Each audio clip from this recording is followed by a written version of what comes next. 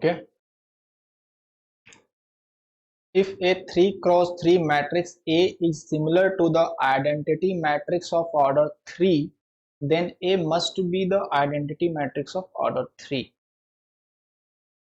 यहाँ पे कह रहा है कि 3 क्रॉस 3 ऑर्डर की एक मैट्रिक्स A है जो कि सिमिलर है आइडेंटिटी मैट्रिक्स ऑर्डर 3 की। तो कह रहा है कि क्या मैट्रिक्स A भी आइडेंटिटी मैट्रिक्स होगी। यहाँ पर एक बात समझने वाली है कि सिमिलर मैट्रिसेस क्या होती हैं। सिमिलर मैट्रिसेस क्या होती हैं, मैं फिर से बता रहा हूँ, ध्यान दीजिएगा। एक सिमिलर वेक्टर स्पेस में V टू V ट्रांसफॉर्मेशन होता है अगर, तो जो सेम लीनियर ट्रांसफॉर्मेशन है, सेम लीनियर ट्रांसफॉर्मेशन की बात कर रहा हूँ, तो अलग अलग उसकी मैट्रिक्स जो होती है वो अलग बेसिस के बेस पे अलग अलग होती है। सपोज दैट यहाँ पर हम इसकी मैट्रिक्स लेते हैं β1, सेकेंड टाइम हम लेते हैं β2। तो β1 टू β1 जो ट्रांसफॉर्मेशन है वो मैट्रिक्स A है, और β2 टू β2 जो लीनियर ट्रांसफॉर्मेशन है वो मैट्रिक्स B है। तो मैट्रिक्स A सिमिलर होती है मैट्रिक्स B के। तो अगर वह ट्रांसफॉर्मेशन मैट्रिक्स आइडेंटिटी मैट्रिक्स है, तो ऑलवेज, हम पिछले चैप्टर में भी पढ़ चुके हैं कि आइडेंटिटी मैट्रिक्स है तो अदर बेसिस के लिए भी आइडेंटिटी मैट्रिक्स ही ट्रांसफॉर्मेशन मैट्रिक्स होती है। बेसिस कोई भी हो, अगर अगर जो लीनियर ट्रांसफॉर्मेशन है उसकी मैट्रिक्स आइडेंटिटी मैट्रिक्स है तो दूसरे बेसिस के लिए भी आइडेंटिटी मैट्रिक्स होती है। तो यहाँ पर दोनों मैट्रिसेस आइडेंटिटी मैट्रिक्स ही होंगी। इसलिए कह रहा है कि 3 cross 3 matrix a similar matrix है एक आइडेंटिटी मैट्रिक्स के, तो दूसरी मैट्रिक्स जो ए है वो भी आइडेंटिटी मैट्रिक्स ही होगी। ये ऑप्शन सही है। दूसरा ऑप्शन क्या कह रहा है कि दूसरा ऑप्शन कह रहा है कि अगर a 3 cross 3 matrix A is similar to a diagonal matrix of order 3। Diagonal matrix क्या होती है? डायगोनल मैट्रिक्स होती है जिसके डायगोनल एलिमेंट हो, बाकी एलिमेंट जीरो। 1 0 2 1 भी एक डायगोनल मैट्रिक्स है, 1 0 2 भी एक डायगोनल मैट्रिक्स है। तो यहाँ पर आइडेंटिटी मैट्रिक्स नहीं है, तो आइडेंटिटी मैट्रिक्स नहीं है तो दूसरी सिमिलर मैट्रिक्स कुछ भी हो सकती है। क्योंकि सिमिलर मैट्रिसेस क्या होती हैं, अगर उसको हम वेक्टर के फॉर्म में पढ़ें तो वो मैट्रिसेस सेम लीनियर ट्रांसफॉर्मेशन की अदर बेसिस के बेस पे मैट्रिसेस होती हैं जो किसी अदर बेसिस के बेस पे होती हैं। तो अगर बेसिस चेंज होती है तो मैट्रिक्स चेंज हो जाती है, इसलिए डायगोनल मैट्रिक्स भी चेंज हो जाएगी। सिर्फ आइडेंटिटी मैट्रिक्स के केस में बेसिस चेंज होने पर मैट्रिक्स सेम रहती है, इसलिए ये ऑप्शन गलत है। यहाँ पर हमने इसको प्रूव भी किया है कैलकुलेट करके, आप देख सकते हैं। हमने ले लिया है डायगोनल मैट्रिक्स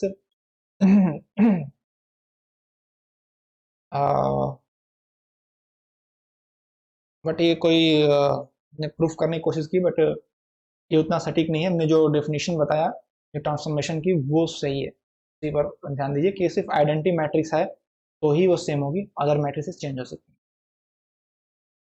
नेक्स्ट कह रहा है कि A and B are similar matrices then they are also equivalent. ये प्रॉपर्टी है, सिमिलर मैट्रिसेस इक्विवेलेंट मैट्रिसेस भी होती हैं, तो कोई डाउट की बात नहीं है। लेकिन इक्विवेलेंट मैट्रिसेस हैं तो सिमिलर होंगी, ये सही नहीं है। सिमिलर जो होगी वो इक्विवेलेंस होगी, बट इक्विवेलेंस मैट्रिक्स सिमिलर नहीं होगी, क्योंकि इक्विवेलेंस मैट्रिक्स डिफरेंट ऑर्डर की भी होती हैं, 3 क्रॉस 2 की होती हैं, लेकिन similar matrix always square matrix होती हैं, n क्रॉस m साइज की। नेक्स्ट क्वेश्चन, यहाँ एक लीनियर ट्रांसफॉर्मेशन है R3 to R2। To domain के दो बेसिस दिए हैं β1 और β2। को डोमेन का जो बेसिस गामा दिया है वो सिर्फ एक ही है R2 में 1 0 0 1, और कह रहा है कि A and B are the matrices corresponding to the linear transformation T with respect to the basis. एक बार β1 से लेना है, दूसरी बार β2 से लेना है, respectively to the gamma for the codomain. Let Q and P be the matrices such that D is equal to QAP। Next question 2 3 4 इसी बेस पे है। तो पहला क्वेश्चन पूछा which of the following matrices represents A. A matrix जो होगी वो β1 का ट्रांसफॉर्मेशन होगी रिस्पेक्ट टू द R2 का गामा बेसिस पे। हम देख लेते हैं क्या ट्रांसफॉर्मेशन बनता है। T ऑफ 1 0 0 का ट्रांसफॉर्मेशन जो बनेगा इसके बेस पे वो 1 0 बनेगा, जो यहाँ पर ट्रांसफॉर्मेशन फार्मूला दिया है। तो जो 1,0 होगा उसको हम लिख सकते हैं बेसिस फॉर्म में 1 इंटू 1,0 एंड 0 इंटू 0,1। ये मैं ब्रैकेट खाली छोड़ देता हूँ, ये आप समझ सकते हैं, यहाँ पर स्टैंडर्ड ऑर्डर बेसिस है, तो इसमें कोई ज़्यादा कैलकुलेशन की बात नहीं। अगर 1 0 है तो 1 0 ही कोफिशिएंट आएगा, -1 1 है तो -1 1 आएगा, और 0 1 है तो 0 1 आएगा। इस प्रकार से जो मैट्रिक्स ए बनेगी उसको जब कॉलम फॉर्म में लिखेंगे 1 0 -1 1 और 0 1 बनेगी, जो कि हमारा ऑप्शन 2 है और ये राइट है। ओके, तो नेक्स्ट क्वेश्चन क्या कह रहा है देखते हैं। Which of the following matrices can be P. P, P क्या होता है? पी मैट्रिक्स होगी जो कि बीटा 1 का ट्रांसफॉर्मेशन होगी बीटा 2, या बीटा 2 का ट्रांसफॉर्मेशन होगी बीटा 1 के फॉर्म में। बीटा 2 का ट्रांसफॉर्मेशन होगी बीटा 1 के फॉर्म में अगर हम लिखें दो बेसिस को, तो वो पी मैट्रिक्स होती है। तो बीटा 2 हमारा है 1 0 1 0 1 1 और 1 1 0, और बीटा 1 हमारा स्टैंडर्ड ऑर्डर मैट्रिक्स है, बेसिस है 1 0 0 और 0 1 0 और 0 0 1।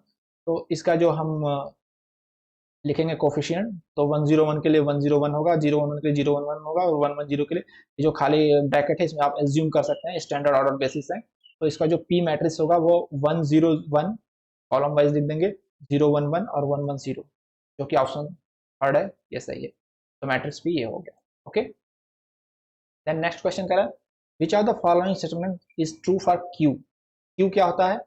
क्यू होता है जो हमारा को डोमेन की जो बेसिस है उसका ट्रांसफॉर्म एक बेसिस का दूसरे बेसिस के फॉर्म में लिखना। यहाँ पर दो ही बेसिस दिए हैं, 1,0 और 0,1, एक ही बेसिस दिया हुआ है। और दूसरा इसमें हो सकता है दो ऑर्डर की है तो दूसरा 0,1 और 1,0 हो सकता है, दोनों बेसिस हो सकते हैं। सेकेंड दो ऑर्डर की मैट्रिक्स है तो दोनों में दोनों बेसिस हो सकता है। तो क्या कह रहा है, ये जो क्यू होगा मैट्रिक्स वो ऑर्डर 2 का होगा। Q can be identity matrix order 2। वैसे भी जो हमारा ट्रांसफॉर्म में ये होता है, फॉर्मूला होता है कि A is equal to P D और क्यू। तो अगर हमारा ये 3 × 2 का मैट्रिक्स है तो पी हमारा 3 × 3 का होगा और क्यू हमारा 2 × 2 का होगा। ठीक है, ऑर्डर 2 का होगा। What ever the matrix P V choose Q is always unique. Q is always unique नहीं होगा। Q can be any 2 × 2 invertible matrix. यानी 2 × 2 का इन्वर्टिबल मैट्रिक्स हम ले सकते हैं क्यू की जगह पे। हमें यहाँ पे पी और क्यू दो इन्वर्टिबल मैट्रिक्स चाहिए जो इस ऑर्डर के हों। पी चाहिए 3 × 3 ऑर्डर का मैट्रिक्स और क्यू चाहिए 2 × 2 ऑर्डर का मैट्रिक्स। तो 2 × 2 ऑर्डर का कोई भी मैट्रिक्स हो सकता है। Q can be the matrix of 0 1 and 1 0। हाँ, ये भी हो सकता है। Choose the set of correct options. If two square matrices of the same order have the same determinant, they must be similar to each other. No, reverse सही होता है। अगर सिमिलर मैट्रिसेस हैं तो उनका डिटर्मिनेंट सेम होगा, order same होगा। But अगर ऑर्डर डिटर्मिनेंट सेम है तो सिमिलर मैट्रिक्स होंगे, ऐसा नहीं कह सकते, ऑप्शन गलत है। नेक्स्ट है कि similar matrices have the same rank. वाह, बिल्कुल सही। If A and B are similar matrices and AX is equal to B has a unique solution, then BX is equal to B has also a unique solution. अगर A and B similar matrices हैं तो दोनों का order same होगा, दोनों का rank same होगा। And AX is equal to B has a unique solution. It means matrix A has no any free variable, independent variable नहीं है, सारे डिपेंडेंट वेरिएबल हैं, इसलिए Ax is equal to B का यूनिक सोल्यूशन है। तो अगर सेम ऑर्डर की मैट्रिक्स बी है और सिमिलर मैट्रिक्स है तो इसका भी यूनिक सोल्यूशन होगा, क्योंकि इंडिपेंडेंट वेरिएबल नहीं है ना, क्योंकि यूनिक सोल्यूशन है। तो लीनियर इक्वेशन की यूनिक सोल्यूशन होती है तभी जब इंडिपेंडेंट वेरिएबल होगा तो फिर उसके सोल्यूशन मेनी सोल्यूशन हो जाता है। यूनिक सोल्यूशन का मतलब इंडिपेंडेंट वेरिएबल नहीं है, इंडिपेंडेंट वेरिएबल नहीं है एक्स में तो बी एक्स बी में भी नहीं होगा, तो इसका भी यूनिक सोल्यूशन होगा। Okay, next question. If determinant A or determinant B is non-zero, then AB and BA are similar. या this is the formula and theory. If determinant A या डिटर्मिनेंट बी दोनों नॉन जीरो है, यानी कि दोनों में से कोई एक भी इन्वर्टिबल मैट्रिक्स है, तो ए बी और बी ए सिमिलर होंगे। तो हमें प्रूफ करके भी दिखा दिया है कि आइदर ए और B is invertible, then let's take first A is invertible. तो ए इज इन्वर्टिबल है, तो हम B A is equal to B A लिख सकते हैं। मान लीजिए B A is equal to B A है, सॉरी ऐसे नहीं लिखना चाहिए, ये दूसरा कलर यूज करते हैं, ये डिफरेंस बताओ। मैंने B A is equal to B A लिखा, फिर मैंने लेफ्ट में इसके ए यूनिवर्स ए से मल्टीप्लाई कर दिया, क्योंकि A into A inverse identity matrix होता है, कोई फर्क नहीं पड़ता है। फिर मैंने ए बी को पेयर में ले लिया और ए यूनिवर्स और ए को अलग कर दिया। अब मैंने कहा कि ए इन्वर्टिबल मैट्रिक्स है, तो ए बी को एक साथ हमने लिख लिया। तो इन्वर्टिबल मैट्रिक्स है ए इन्वर्स और ए, तो ये हो गया पी इन्वर्स ए इंटू पी फॉर्म में हो गया। तो बी ए और ए बी हो गया इन्वर्ट, ये सिमिलर मैट्रिक्स हो गया, प्रूफ हो गया, क्योंकि बी ए ये है और ए बी ये है। नेक्स्ट टाइम हमने ले लिया कि बी इज इन्वर्टिबल है, सपोज दैट बी अगर इन्वर्टिबल है, तो बी ए को हमने ऐसे बी ए लिखा, पर आगे बी ए लिखा, फिर इसके आगे मैंने बी इंटू बी यूनिवर्स लगा दिया, क्योंकि बी हमारा इन्वर्टिबल है, तो बी इंटू बी यूनिवर्स हमारा आइडेंटिटी मैट्रिक्स हो जाएगा, कोई फर्क नहीं पड़ता। फिर मैंने ए और बी को क्लब कर दिया और बी को अलग कर दिया और बी इनवर्स को अलग कर दिया, यानी कि ये हो गया पी इंटू ए इंटू पी इनवर्स फॉर्म में। तो इनकी बी इन्वर्टिबल है, तो बी और पी इन्वर्टिबल होगा, तो ए बी, यहाँ से भी बी और ए बी सिमिलर मैट्रिक्स आ गए। तो बी और ए में अगर कोई भी नॉन जीरो डिटर्मिनेंट है या कोई भी एक इन्वर्टिबल मैट्रिक्स है, तो ए बी और बी सिमिलर मैट्रिक्स होते हैं ऑलवेज। ओके, नेक्स्ट कह रहा है कि ये सिमिलर है। यहाँ पर देख लो, ट्रेस इसका 3 2 5 है, इसका 4 है, ट्रेस इक्वल नहीं है, सिमिलर नहीं होगा। ये कह रहा है सिमिलर है, इसका ट्रेस देख लो 3 2 5 है, 4 1 5 है। डिटर्मिनेंट देख लो 3 2 6 है, 3 दूना 6 है, और इसका 4 1 4, डिटर्मिनेंट इक्वल नहीं है, तो ये सिमिलर नहीं होगा। ये कह रहा है कि आर नॉट सिमिलर। अब यहाँ पर इसका ट्रेस भी 4 है और डिटर्मिनेंट भी 4 है, फिर हमें चेक करना पड़ेगा कि ये सिमिलर है या नहीं है। चेक करने के लिए हम क्या लेंगे, कोई एक मैट्रिक्स ले लेंगे, सब मान लेते हैं हम कि सिमिलर है, माना ये सिमिलर है, तो एक इन्वर्टिबल मैट्रिक्स होगी, ए बी सी डी हम ले लेते हैं। तो ए इंटू पी, ये पी है, मान लिया ए है, A into P is equal to P into B, ये होना चाहिए अगर सिमिलर है तो मल्टीप्लाई कर दिया 2102 में, तो हमारा 2a प्लस सी 2b plus D 2c 2d आ गया, और इधर कर देंगे 2a 2b 2c 2d आ गया। हम इसको इक्वेट कर देंगे, यहाँ से 2c is equal to 2d है तो ठीक है, लेकिन ऊपर हमारा 2a प्लस सी बराबर 2a है, तो इसका मतलब क्या हो गया, c is equal to 0, 2b plus D is equal to 2b, यानी कि d इज इक्वल टू 0। यहाँ से हमारा c और d 0 हो गया, और c और d 0 रख करके मैट्रिक्स बनाए तो a b 0 0 हो जाएगा। इससे क्या हो गया, ए बी 0 0 होने से हमारा डिटर्मिनेंट 0 हो गया, यानी कि ये इन्वर्टिबल मैट्रिक्स नहीं है। इन्वर्टिबल मैट्रिक्स नहीं मिल सकता ऐसा जिसके लिए ये दोनों सिमिलर हों, इससे सिमिलर नहीं है मैट्रिक्स, क्योंकि यहाँ पर लिखा है कि सिमिलर नहीं है, इसलिए ऑप्शन सही है। ओके, नेक्स्ट क्वेश्चन पे चलते हैं। नेक्स्ट क्वेश्चन क्या कर रहा है, करेक्ट ऑप्शन चूज करना है। Two invertible matrices of same order are equivalent. Same order की मैट्रिक्स है और इन्वर्टिबल मैट्रिक्स है, तो वो इक्विवेलेंट होगी। सेम ऑर्डर कहने का मतलब रैंक सेम हो गया, तो अगर रैंक सेम हो गया तो इक्विवेलेंट होंगी, इन्वर्टिबल मैट्रिसेस हैं, इक्विवेलेंट होंगी। सेम रैंक होने पर इक्विवेलेंसी के लिए सेम रैंक ही तो चेक करते हैं। First option correct. Second option कह रहा है इक्विवेलेंट है या नहीं है, तो इसके लिए क्या करेंगे, हम ए और बी का रैंक निकालेंगे। रैंक निकालने के लिए हम इसको row reduce echelon form apply करते हैं। तो ये जो 176 है का जो रो रिड्यूस फॉर्म हमने किया है, तो ये आया है 1 0 माइनस 1 0 1 0 1 1 0, तो यहाँ ऑर्डर इसका क्या आ गया, रैंक 2 आ गया, सॉरी रैंक इसका आ गया 2। और फिर हमने इसका 2 0 माइनस 2 का जो R R F E F किया, इसका भी रैंक हमारा रैंक क्या आ गया, 2 आ गया, दोनों का रैंक 2 आ गया, तो दोनों इक्विवेलेंट है। थर्ड ऑप्शन क्या है, इक्विवेलेंट। अब इसका क्या देखे, इसका रैंक क्या है, 2 3 है, ये 4 6। अगर हम R3 में से डबल करके माइनस कर दें R1 को, तो ये 4 माइनस 4 ये भी 0 हो जाएगा, और 6 माइनस 6 ये भी 0 हो जाएगा, तो इसका रैंक हो जाएगा 1, जबकि इसका रैंक 2 है। इसका रैंक 2 होगा, इस पर आर एफ लगाएंगे, एलिमेंट्री ऑपरेशन करेंगे तो रैंक 2 होगा, तो 1 रैंक और 1 2 नॉट इक्वल होगा, तो इक्वलेंट दिया है तो गलत है ये।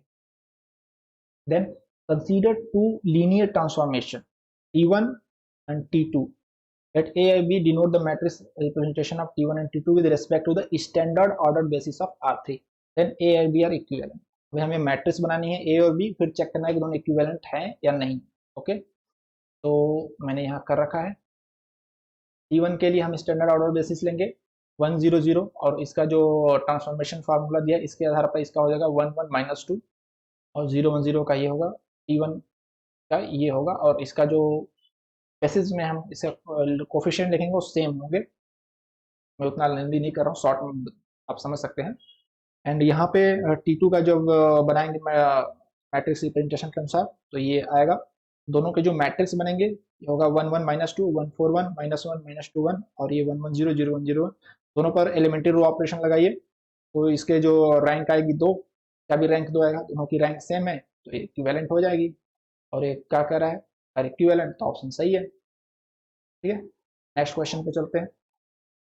Question number 8. Let E be the set of 2 × 2 matrices which are similar to a scalar matrix A. कह रहा है कि E एक मैट्रिक्स है 2 × 2 का जो कि सिमिलर है मैट्रिक्स A के 3003 के. तो चूज द करेक्ट ऑप्शन. कह रहा है कि E इनफाइनाइट होगा, फाइनाइट होगा, क्या होगा. यहाँ पर मैंने कर रखा है कि हमने एक मैट्रिक्स ले लिया ABCD जो कि सिमिलर है 3003 के. तो हमने एक इन्वर्टिबल मैट्रिक्स ले लिया 0110 को और दोनों को फिर हमने मल्टीप्लाई कर दिया. अपने matrix A into P equal to P into B होना चाहिए. तो BA DC is equal to 0330 लिखा. तो यहाँ पर हमारी जो वैल्यू आई वो आई B is equal to 0, equivalent करने पर A is equal to 3, D is equal to 3 and C is equal to 0. तो हमारी जो मैट्रिक्स बन गई वो 3003 की बन गई, सेम मैट्रिक्स. तो मैट्रिक्स हमें मिल गया. मैट्रिक्स मिल गया तो इसका मतलब कि है हमें सिंगल मैट्रिक्स मिली 3003 की. तो ये मैट्रिक्स हमें मिली तो ये कार्डिनलिटी जो भी फाइनाइट होगी, सिंगल टर्म सेट होगा, सेम होगा. यहाँ पर जो फर्स्ट क्वेश्चन हमने देखा था वो भी आप थ्योरी अप्लाई कर सकते हैं. ये जो मैट्रिक्स है वो हो जाएगी, इसमें से 3 आप कॉमन ले लेंगे तो ये बन जाएगी एक आइडेंटिटी मैट्रिक्स. और आइडेंटिटी मैट्रिक्स का स्केलर मल्टीपल है ओनली, तो इसका भी जो सेम ट्रांसफॉर्मेशन होगा वो आइडेंटिटी मैट्रिक्स ही होगा. दूसरा कोई भी जो सिमिलर मैट्रिक्स होगी वो दूसरा कोई नहीं हो सकती. आइडेंटिटी मैट्रिक्स का सिमिलर मैट्रिक्स आइडेंटिटी मैट्रिक्स ही होता है. तो यहाँ से वो थ्योरीज के अनुसार भी आप देख सकते हैं कि इसका जो है सिंगल सेम मैट्रिक्स मिलेगी, दूसरी मैट्रिक्स नहीं मिलेगी. तो इसकी फाइनाइट एलिमेंट होंगे कार्डिनलिटी और single term set. Okay, next question. Which of the following option is true? If A and B are similar matrices, then A inverse and B inverse are also similar matrices. Yes, ये theory है, आप देख सकते हैं lectures वगैरह में है कि स्क्वायर भी सेम होते हैं और इसके ट्रांसपोज भी सेम होते हैं. लेकिन रिवर्स ऑर्डर में अगर स्क्वायर सेम है तो आप करने से सिमिलर मैट्रिक्स है. तो ऑप्शन 1, 2 एंड लास्ट सही है. सिमिलर मैट्रिक्स के ट्रांसपोज सिमिलर होते हैं, उसके स्क्वायर सेम होते हैं, उसके इनवर्स भी सिमिलर मैट्रिक्स होती हैं.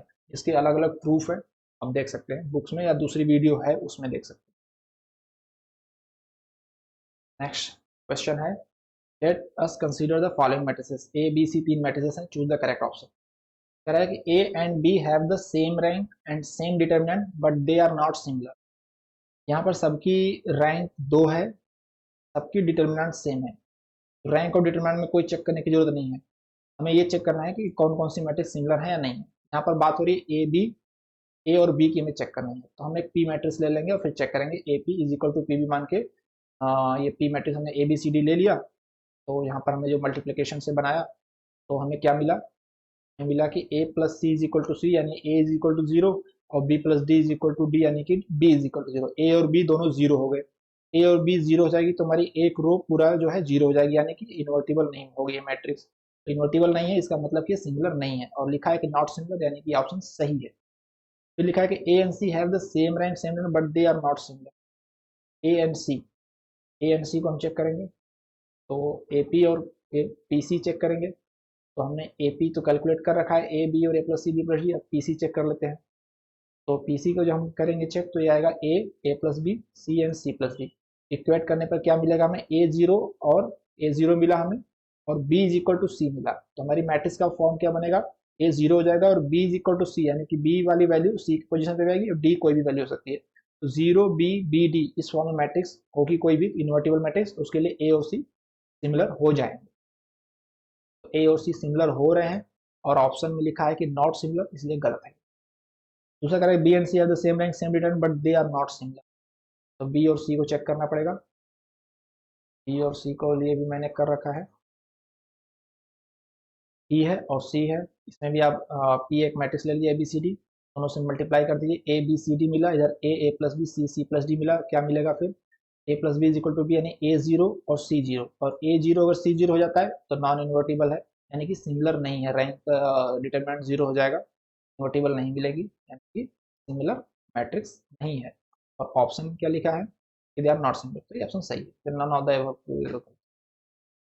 तो नेक्स्ट क्वेश्चन क्या है, 10th हो गया, लास्ट क्वेश्चन था और the last question I think. Okay, thank you.